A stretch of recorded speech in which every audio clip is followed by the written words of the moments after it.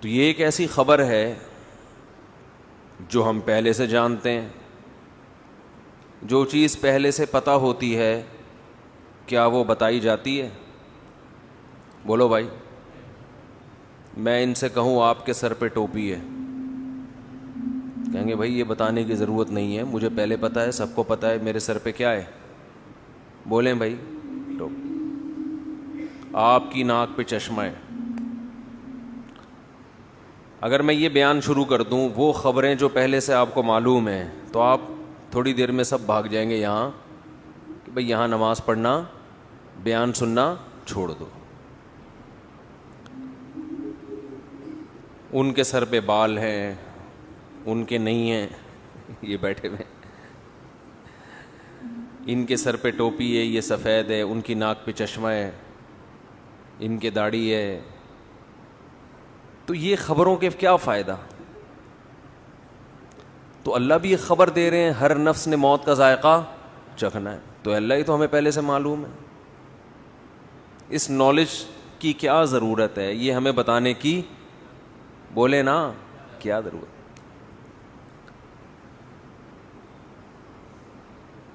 تو اللہ نے فرمایا دیکھو جب بھی کوئی خبر دی جائے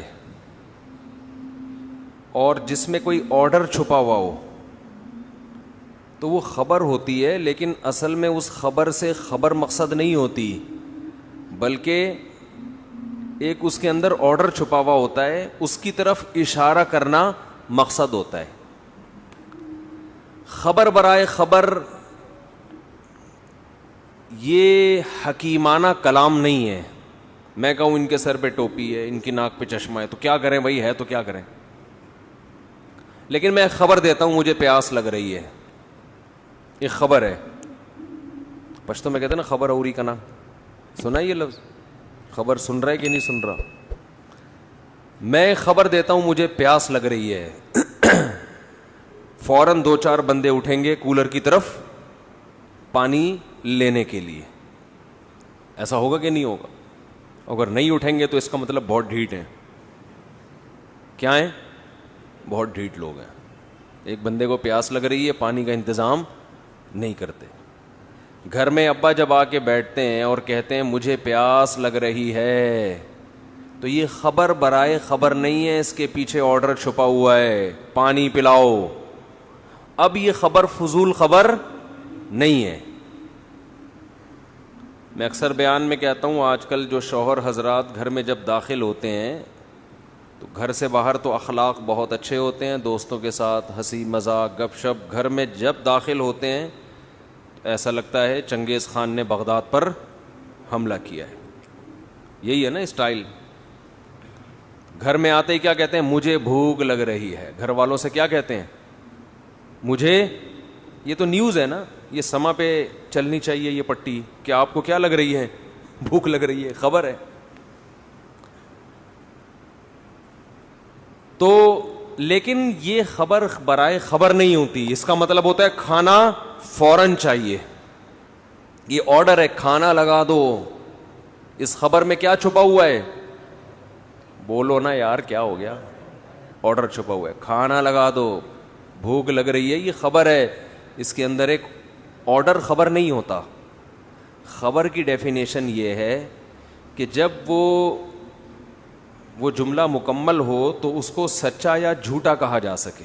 خبر سچی بھی ہوتی ہے اور جھوٹی بھی. آرڈر سچا جھوٹا نہیں ہوتا. پانی پلاؤ تو یہ کوئی سچ اور جھوٹ سے تھوڑی تعلق ہے اس کا، یہ تو ایک آرڈر ہے. تو آپ جب گھر میں داخل ہوتے ہیں اور کہتے ہیں مجھے بھوک لگ رہی ہے، اس کا مطلب چنگیز خان بہت غصے میں ہے. اگر اس کو اس وقت کھانا نہیں ملا تو یہ بیوی بچوں کو بھی کھا سکتا ہے. بہت سے لوگ کھا گئے ہیں، ٹینشن دے دے کے کھا گئے ہیں. اب یہ خبر فضول خبر نہیں ہوگی. اب دیکھو میں اگر کہوں کہ ان کی چشمہ ہے، 1 دفعہ کہوں گا، 2 دفعہ کہوں گا، 3 دفعہ کہوں گا، تو یہ کہیں گے کیا کروں میں؟ اگر ہے تو آپ کو دے دوں. یعنی یہ خود اس میں آرڈر تلاش کریں گے کہ یار یہ فضول خبر کوئی نہیں دیتا، اس کے اندر کوئی آرڈر چھپا ہوا ہے. آرڈر یہ کہ شاید ان کو اچھا نہیں لگ رہا، بھائی آپ لے لو. تو ایک مثال آئی ہے ذہن میں لیکن وہ مناسب نہیں ہے, پھر وہ موضوع چینج ہو جائے گا ہمارا, وہی والا موضوع ہو جائے گا جو. تو اب گھر میں بار بار آپ جب جا کے کہو گے بھوک لگ رہی ہے, پیاس لگ رہی ہے, بھوک لگ رہی ہے, پیاس لگ رہی ہے, اس کا مطلب کیا ہے؟ کھانا لگا دو, کھانا لگا دو, کھانا لگا دو, پانی پلا دو. تو جو خبر ایسی ہو جس کے اندر کوئی آرڈر چھپا ہوا ہو, وہ خبر اس قابل ہوتی ہے کہ اس کو شیئر کیا جائے. جس خبر کے اندر کوئی آرڈر چھپا ہوا نہیں ہوتا وہ خبر ٹائم ویسٹنگ ہے, اس کا عملی زندگی سے کوئی تعلق نہیں ہے. خامخواہ میں لوگ کہتے ہیں نا جنرل نالج, تو خامخواہ کی جنرل نالج کی اسلام میں کوئی ویلیو نہیں ہے, یہ ٹائم ویسٹنگ ہے. آج کل یہ بھی ہوتا ہے نا کہ 356 کو 488 ضرب دو تو کیا جواب آئے گا, تو چھوڑو کیلکولیٹر سے بتا دے گا کیا جواب ہے, ہمیں کھوپڑی استعمال کرنے کی کیا ضرورت ہے, کیا ضرورت ہے بھائی. تو میں یہ عرض کر رہا تھا کلو نفس ذائقۃ الموت, ایک خبر ہے, اللہ فرماتے ہیں ہر نفس نے موت کا ذائقہ چکھنا ہے, ہر نفس نے. تو یہ خبر برائے خبر نہیں ہے, اس کے اندر ایک آرڈر چھپا ہوا ہے. ڈاکٹر جب آپ کو کہتا ہے کہ آپ مرنے والے ہیں تو آرڈر چھپا ہوا ہوتا ہے, صحت کا خیال کرو, بھینس کا خالص دودھ پیا کرو, ٹھیک ہے نا. حکیم جب کہہ رہا ہوتا ہے کوئی مقصد ہوتا ہے. تو جب بھی کوئی خبر دیتا ہے اگر وہ عقل مند ہوگا, تو اللہ جب خبر دے رہے ہیں نا کلو نفس ذائقۃ الموت, ہر نفس نے موت کا ذائقہ چکھنا ہے, تو یہاں بھی کچھ آرڈر چھپے ہوئے ہیں اس کے اندر. وہ آرڈر کیا ہے؟ نمبر 1, دنیا دل لگانے کی جگہ, بولو نہیں, مرو گے. جیسے میں نے کہا تھا نا زید پٹے گا وہ بیان میں کہا تھا نا, وہ زید میں مزہ نہیں آ رہا جب تک وہ نام نہ آئے نا. تو خیر اب کیا کریں. تو اللہ کہتے ہیں ہر بندہ کیا ہے؟ مرے گا. ہر بندہ کیا ہوگا؟ مرے گا. تو جو جگہ چھوڑ کے جانا ہے اس سے دل لگانے کا کوئی تک بنتا ہے بھائی. آپ ٹرین میں بیٹھے ہوئے ہیں, سیٹیں اتنی اچھی اور زبردست اور بہت مزہ آ رہا ہے یہاں پہ, تو بیگم ہم یہ سیٹیں گھر نہ لے جائیں اپنے ساتھ, کیا خیال؟ یہ اے سی نکال کے لے جائیں. اسٹیشن آیا تو آپ اتر ہی نہیں رہے, آپ اسی سیٹ سے چپک گئے ہو. کوئی غریب آدمی بیچارہ جھونپڑی سے نکلا ہوا, اس کو کسی نے اے سی پارلر میں بٹھا دیا, اب اس کو جھولے بھی مل رہے ہیں, مزہ بھی آ رہا ہے. کسی نے بعض دفعہ ہوتا ہے کہہ رہا بھائی, تو ایسے موقع پہ اسے کیا کہا جائے گا؟ بھائی یہ ٹرین ہے, یہ دل لگانے کی یہ مسافر خانہ ہے, یہاں سے آپ نے اترنا ہے.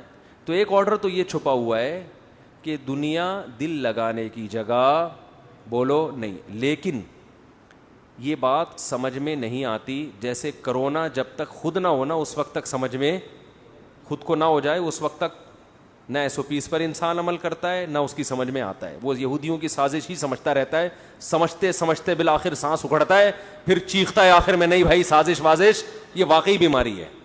ہم نے بہت سے لوگ ایسے دیکھے ہیں, سمجھا کے تھک گئے تھے, نہیں مان رہے تھے. تو جب کرونا کا اٹیک ہوتا ہے نا تو پھر انسان کہتا ہے یہ والی علامتیں تو آج سے پہلے مجھ میں کبھی پائی نہیں گئی تھی. ایک صاحب تھے بہت الجھتے تھے مجھ سے, میں ان کو بتاتا بھائی یہ بیماری ہے, وہ نہیں مانتے تھے. پھر جب ان کو ہوا نا, پھر ان کا یہ ملفوظ ہے کہ کرونا ایک ایسی بیماری ہے جب تک خود نہ ہو انسان اس پر ایمان نہیں لاتا. تو میرے بھائی موت بھی ایک ایسی حقیقت ہے, مانتے ہیں زبان سے بولتے ہیں, دل سے نہیں مانتے. جب تک موت کا فرشتہ نظر نہیں آتا, سانسیں اکھڑنا شروع نہیں ہوتی, اس وقت تک کھوپڑی کام انسان کی نہیں کرتی. وہ مر گیا, فلاں مر گیا, اس کا ماموں مر گیا, اس کا چاچا مر گیا, اس کی پھوپھی مر گئی, اس کی خالہ مر, اتنی خبریں بچپن سے سنتے آ رہے ہیں. بھائی وہ مرا ہے نا, میں تھوڑی, ابے تو بھی تو کسی کا پھپھا ہے, تو بھی تو کسی کی خالہ ہے, تو بھی تو کسی کا بھتیجا ہے, تو بھی تو کسی کا ابا ہے, تو بھی تو کسی کا دادا ہے, تو بھی تو کسی کا نانا ہے. جب تیرے ابا مر سکتے ہیں, تیرے نانا مر سکتے ہیں, تیری نانی مر سکتی ہیں, تیری دادی مر سکتی ہیں, تیری خالہ مر سکتی ہیں, تیری پھپھو مر سکتی ہیں, تو بھی تو کئی لوگوں کا یہ ہے. اوپر سے بولے گا موت برحق ہے, دل میں ہوگا میں نہیں مروں گا. اگر دل میں یہ ہوتا کہ میں مروں گا تو دنیا چھننے پہ روتا کیوں پھر؟ اتنا رو رہے ہیں, اتنا رو رہے ہیں, ہائے ہائے ہائے ہائے, جس سے ملو ہائے ہائے ہائے, ٹینشن لے کے بیٹھا ہوا ہے. اگر آپ کو کوئی بتا دے کہ آپ تھوڑے دنوں میں مر جاؤ گے, پھر آپ کو پلاٹ کی ٹینشن ہوگی؟ بولو کہ یار میرا کوئی پلاٹ نہیں ہے, میرا کوئی گھر نہیں ہے, میری کوئی گاڑی نہیں ہے, میری شادی نہیں ہوئی. ٹھیک ہے, ٹینشن ہوگی؟ بولتے کیوں نہیں؟ کیونکہ یہ بھی آج کل بیان سن سن کے لوگوں کو ٹینشن ہے کہ ہو کیوں نہیں رہی, یہ تو چار چار کی ترغیب دے رہے ہیں, ہماری ایک نہیں ہو رہی. ٹینشن پھر میرے پاس آ جاتے ہیں. اب تو جو مجھ سے ملنے کے لیے آتے ہیں میں وہیں روک کے بولتا ہوں شادی کے لیے تو نہیں آ رہا بھائی, وہیں سے یو ٹرن پکڑ لو, میں رشتے وشتے نہیں کراتا بھائی. تو کہہ رہے ہو تو ایک بھی نہیں ہو رہی ہماری. بھائی آپ کوشش کرو, ہو گئی ٹھیک ہے, نہیں ہو تو ہو کے بھی وہیں قبر میں جاؤ گے, نہیں ہو کے بھی مرا کے سب کیا ہے, ختم, فنش. یہ بھائی یہیں کے کھیل ہیں. جب ہیں تو پھر یہیں کے ہیں تو پھر میں اتنی اہمیت سے بیان کیوں کرتا ہوں؟ اس کی اور وجوہات ہیں, وہ ابھی ٹاپک میں لے کے نہیں چلوں گا, اس کی وہ مذہب کا حصہ ہے اس لیے بیان کرتا ہوں. میں آخرت کی تیاری کے لیے اس ٹاپک پر بیان بھی ضروری, اس پر عمل بھی ضروری ہے, یہ اس وجہ سے کرتا ہوں.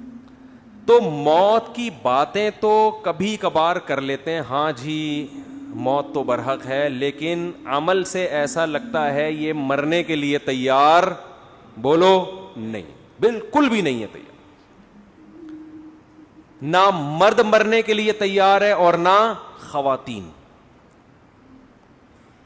دوسرا, کچھ حقیقتیں ایسی ہیں جن سے ہم ایسی نظریں چرا کے بیٹھے ہوئے ہیں, جیسے سامنے گڑا ہو, کھڈا ہو, اور آپ بول رہے ہو کہ نہیں میں چلتا رہوں گا, کوئی گڑا نہیں ہے سامنے, گٹر کا ڈھکن کھلا ہوا ہے, آپ اسی سپیڈ سے اسی طرف جا رہے ہو. اگلا کہہ رہا ہے بھائی یہ گٹر ہے, کھلا ہوا ہے, آپ کو نظر آ رہا ہے, لیکن پھر بھی آپ کی سپیڈ کم ہونے کا نام نہیں لے رہی. ایسے ہی لوگوں کو قرآن کہتا ہے سمم بکمن عمیون, اندھے ہیں, بہرے ہیں, گونگے ہیں. قرآن جن کو اندھے بہرے اور گونگے کہہ رہے ہیں وہ سچی مچی کے اندھے بہرے گونگے تھوڑی تھے. ان کی تو نظریں 6x6 نظریں لے کے بیٹھے ہوئے تھے, کان سماعت بہت تیز تھی ان کی, سنتے بہت تھے, بولتے بہت تھے. ان کو قرآن کیا کہہ رہے ہیں؟ اندھے ہیں, بہرے ہیں اور گونگے ہیں. نہ حق بول سکتے ہیں, نہ حق سنتے ہیں, اور نہ حق دیکھتے ہیں.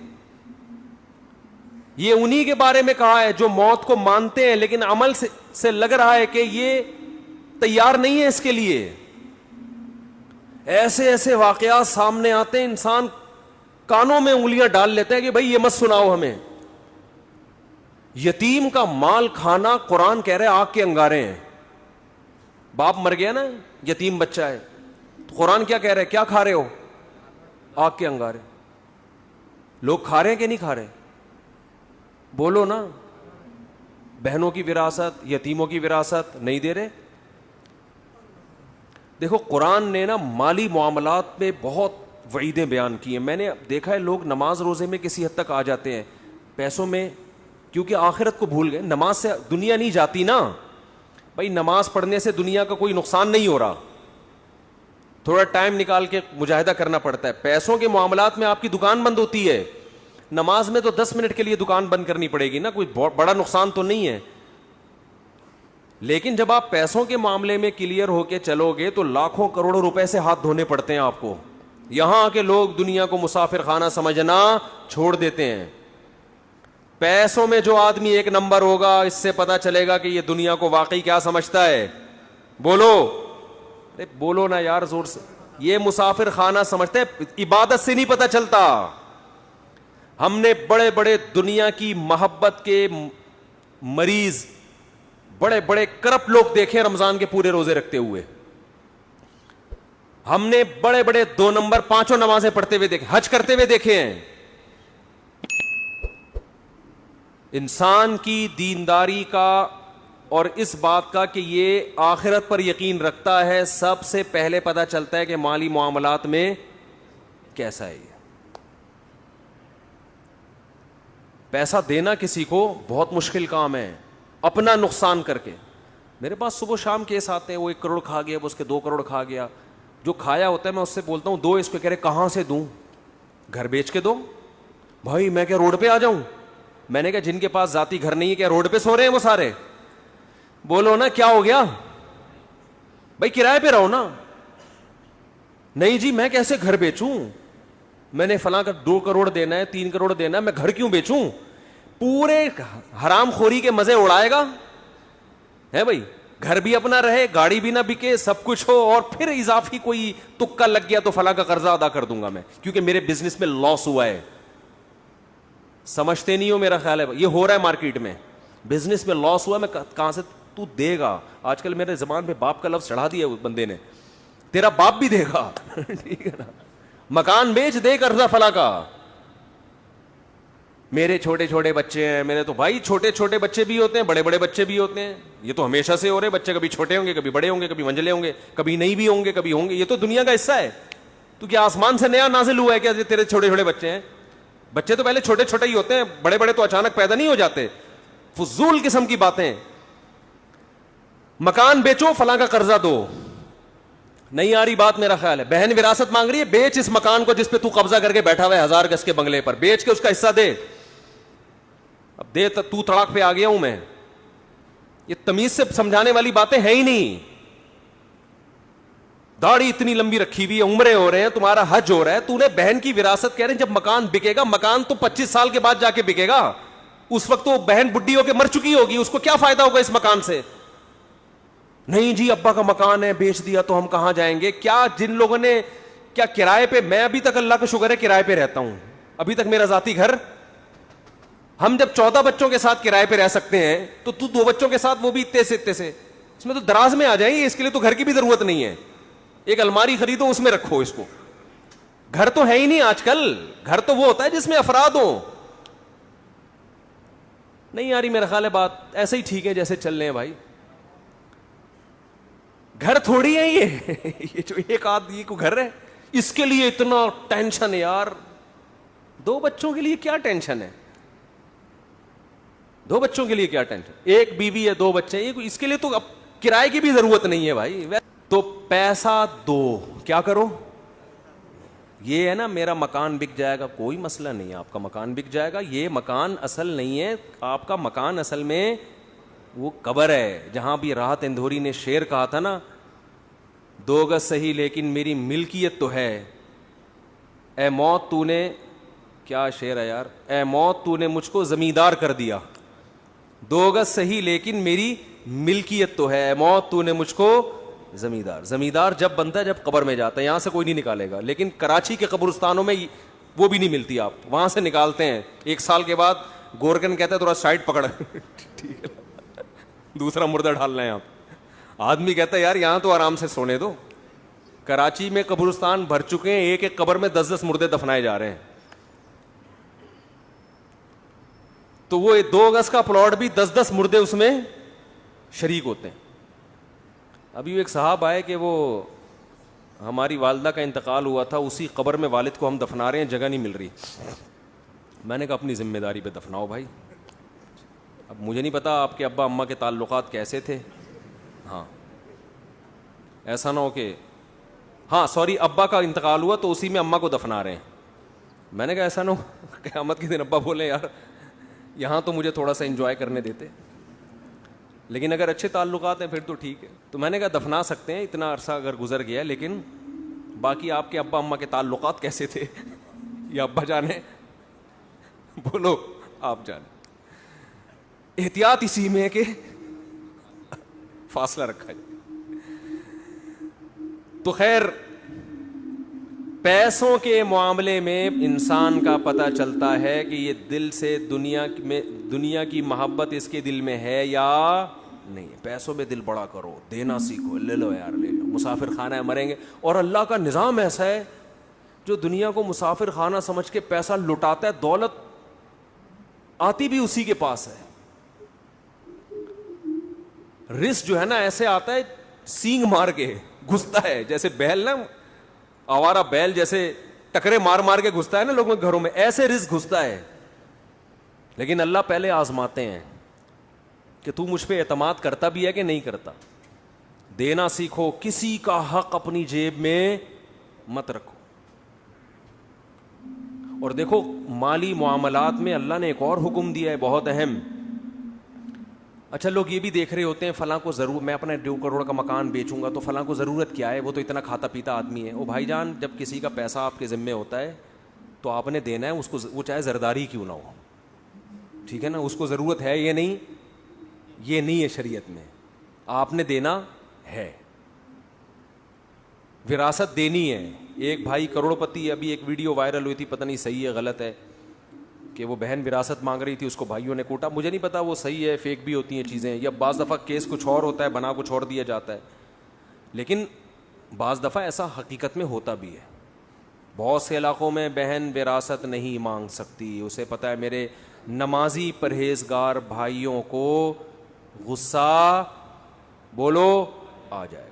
دل بڑا رکھو, دو بغیر مانگے دو. یار روڈ پہ آ جاؤ, خدا کی قسم کسی کو حق دے کے انسان غریب ہو جائے, اس میں سکون زیادہ ہے. آدمی کا یار ایک پیسہ کسی کا میرے ذمے نہیں ہے, اللہ کھلائے گا, اس کا اپنا مزہ ہے. اور پھر اللہ ایسا کھلاتا ہے چھپڑ پھاڑ کے. میں اکثر ایک واقعہ سناتا ہوں نا, پہلے زمانے میں تو دینی مدارس کے پاس وسائل بہت کم ہوتے تھے, تو ہم کتابوں میں ایک واقعہ پڑھتے تھے. ایک بہت بڑے بزرگ, نام ذہن میں نہیں ہے ان کا, انہوں نے کیسے غربت میں پڑھا. طالب علم تھے, پڑھتے تھے, تو گھر میں جب کھانے کے لیے آتے تو ماں کہتی آج ہم اللہ کے مہمان ہیں, کھانا نہیں ہے. مطلب یہ اشارہ تھا کہ آج نہیں ہے. بس اللہ کے مہمان کا مطلب کچھ بھی نہیں ملے گا آج, اللہ ہی کھلائے گا, روحانی طور پر کھلائے. بچے بھی بڑے نیک ہوتے تھے, چلے جاتے. ایک دن اسی طرح گئے ہیں, اماں کچھ کھانے کو ہے؟ انہوں نے کہا ہاں ہے. رونے لگے. اس نے کہا اماں جب تو یہ کہتی تھی نا آج ہم اللہ کے مہمان ہیں, اس میں زیادہ مزہ تھا. اس بھوک کو کس کے لیے برداشت کیا جا رہا ہے؟ اللہ کے لیے. اس کا اپنا مزہ ہے. امام احمد ابن حنبل رحمہ اللہ تعالی, جو امام بخاری کے استاذ ہیں, وہ کہتے ہیں ایک آدمی شادی شدہ بچوں والا جب وہ غربت سے پریشان ہوتا ہے, اپنے بیوی بچوں کی طرف دیکھتا ہے اور اس کے پاس وسائل نہیں ہیں, اور اللہ کے سامنے گڑ گڑاتا ہے, اللہ کو اس شخص سے محبت اس عبادت گزار سے کئی گنا زیادہ ہوتی ہے جو ہر وقت مسجد میں بیٹھ کے اللہ اللہ کرتا ہے. سمجھتے نہیں ہو؟ ایک آدمی جو 24 گھنٹے اللہ کی عبادت کر رہا ہے, اور ایک وہ جو اللہ کی مخلوق میں لگا ہوا ہے, اور وسائل نہ ہونے کی وجہ سے اللہ سے دعائیں مانگتا ہے کہ اللہ ان کی خاطر مجھے روزی دے. جس کی آل اولاد ہو وہ تو پریشانی میں پھرتا ہے نا. کنواروں کو کیا ہے, ان کو تو گٹکے کے پیسے چاہیے بس. جو بال بچے والے لوگ ہیں ان کو ٹینشن ہوتی ہے نا, ان کو کھلانا ہے پلانا ہے. تو امام احمد کہتے ہیں شادی شدہ بال بچوں والے آدمی کو جو رزق کی ٹینشن اللہ کی طرف سے ملتی ہے, اس ٹینشن سے جو اس کے درجات بلند ہوتے ہیں, وہ عبادت گزار کے درجات عبادت سے ایسے بلند نہیں ہوتے. ایک تہجد گزار اور دن میں روزے رکھنے والے کو وہ مقام نہیں ملتا. تو اللہ پہ اعتماد, اللہ پہ توکل, اللہ کے لیے ٹینشن اٹھانا, یہ بہت بڑی عبادت ہے. یہ عبادت کیوں ہے کہ اس ٹینشن میں بھی اس کے قدم حرام کی طرف نہیں جا. نہ یہ نسل روک رہا ہے, نسل روکنا بھی جائز نہیں ہے غربت کے خوف سے کہ کھلاؤں گا کہاں سے.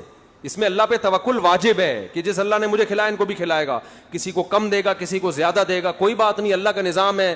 یبسط الرزق لمن یشاء ویقدر, جس کے لیے چاہتا ہے رزق کشادہ, جس کو چاہتا ہے تنگ کر دیتا ہے. جس کے کشادہ کر دیا شکر ادا کرے, تنگ کر دیا صبر کرے. بھائی اللہ کے ہاتھ میں ہے. اس بیس پہ نسل روکنے کی اجازت نہیں ہے آپ کو کہ پیسے نہیں ہیں تو بچے کیسے پالوں گا میں. لبرل لوگوں کے اصول کچھ اور ہیں زندگی گزارنے کے, اسلام کے اصول کچھ اور ہیں. اور ایک دفعہ اسلام کے اصولوں پہ آ جاؤ, نقد فائدہ ملے گا, دل کا سکون, اطمینان, غربت میں بھی سکون, شکر کی توفیق ملے گی. ہم نے اپنے بزرگوں کو دیکھا ہے انتہائی غربت میں ان کے چہروں پہ ایسے خوشی جیسے ارب پتی ہوں. یہ وہ کہتے ہیں اللہ نے تو ہمیں ہماری ضرورتوں سے کروڑہ گنا زیادہ دے دیا. کہتے ہیں ہمیں تو ضرورت ہے 2 وقت کی روٹی کی, لیکن اللہ 3 ٹائم کھلاتا ہے. ہمیں تو ضرورت ہے بس ایک چھپڑا مل جائے سر چھپانے کو, لیکن اللہ نے پورا گھر. وہ یہی سوچ سوچ کے خوش ہوتے رہتے ہیں. اور ہمارے یہاں کیا ٹینشن چل رہی ہے, یار 20-50 سال کا ہو گیا اب تک اپنا گھر نہیں بنا سکا میں, اب کیا کرے گا بنا کے. بھائی تھوڑا سا ٹائم رہ گیا, نکل لے.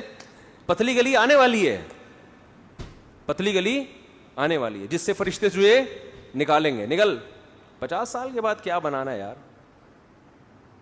ہاں بچوں کے لیے آدمی کوئی پراپرٹی لے لیتا ہے, مر گیا. اگر اللہ نے بہت وسائل دیے ہیں تو چلو حدیث میں آتا ہے کہ ان کو ایسے لاوارث مت چھوڑ کر. اگر اللہ نے وسائل دیے ہیں, نہیں دیے تو بولو یار ہم بھی تو کسی کے بچے تھے, جب ہم پل گئے تو یہ بھی پل جائیں گے. ٹینشن تو لینی نہیں ہے نا بھائی. ٹینشن لینا اس کی علامت ہے دل میں دنیا کی محبت ہے. اس دنیا سے چپکے ہوئے ہو ایلفی کی طرح, چھوڑنے کے لیے جو چھوڑے گی یہ بتا دوں, اور دنیا چھوڑتی بھی اور آپ کی مرضی سے بتا کے نہیں چھوڑتی. بھئی یہ بڑا مسئلہ ہے دنیا کے ساتھ. چلو کوئی محبوبہ آپ کو چھوڑ کے جائے, بتا کے جائے بھائی میری فلاں سے سیٹنگ ہو گئی ہے میں جا رہی ہوں, تو آدمی کو تسلی ہوتی ہے یار اب کیا کرو یار, اب ہو گئی سیٹنگ کیا کر. ایک ہوتا ہے ٹائم دیا تھا قائد اعظم کے مزار پہ آنے کا,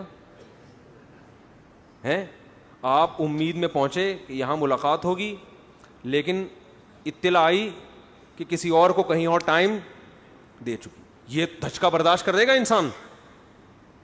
دنیا کا بھی یہی اصول ہے, لاکنھا خلۃ قد سیق من دمھا فجع وبلع واخلاف وتبدیل. آپ کو دنیا ٹائم دے گی, کیا مطلب آپ کو بتائے گی کہ تمہاری صحت اس قابل ہے کہ میں ابھی تمہیں چھوڑ کے جانے والی نہیں ہوں, نہ تمہیں شوگر ہے, نہ تمہارے گردوں کا مسئلہ, نہ تمہارا کوئی مسئلہ, پیسہ دولت سب, ابھی میں نہیں جا رہی. لیکن ادھر